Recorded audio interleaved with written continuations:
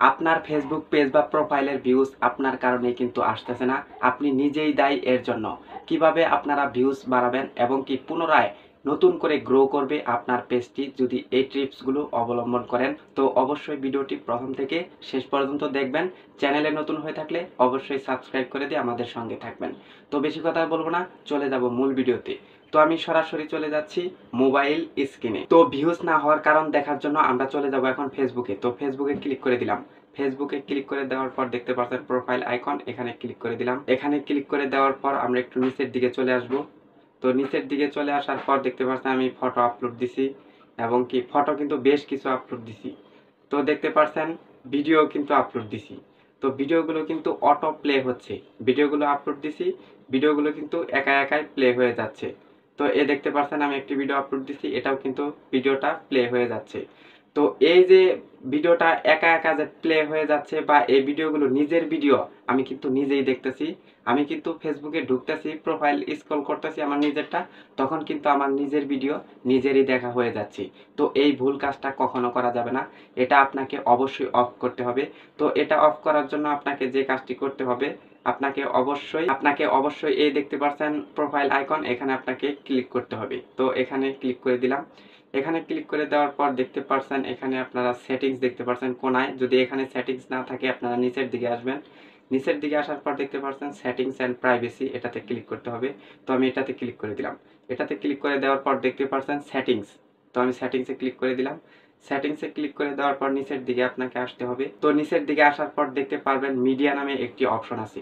তো মিডিয়া নামে অপশন, এখানে আপনাকে ক্লিক করে দিতে হবে।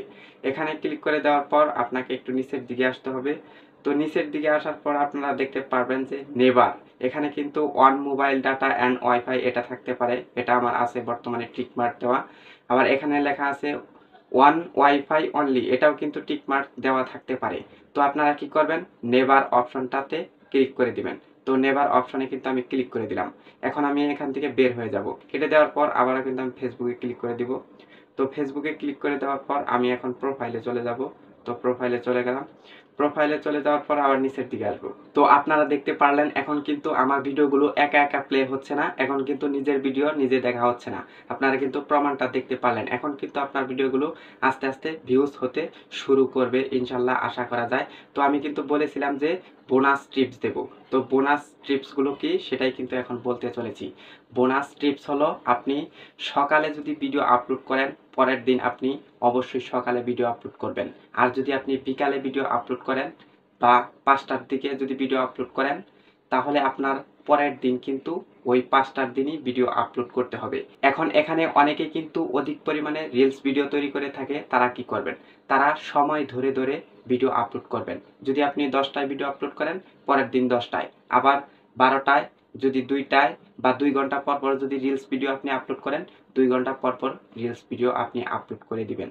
বা 5 ঘন্টা পর পর হলে 5 ঘন্টা পর পর টাইম মাফিক আপনারা ভিডিও আপলোড করবেন। দেখবেন যে আপনার ভিডিওগুলো আস্তে আস্তে কিন্তু গ্রো হতে শুরু করেছে।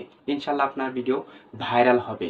এখন আপনাদের মনে প্রশ্ন থাকতে পারে যে কোন টাইমে ভিডিও আপলোড দিলে ভিডিও ভাইরাল বেশি হবে।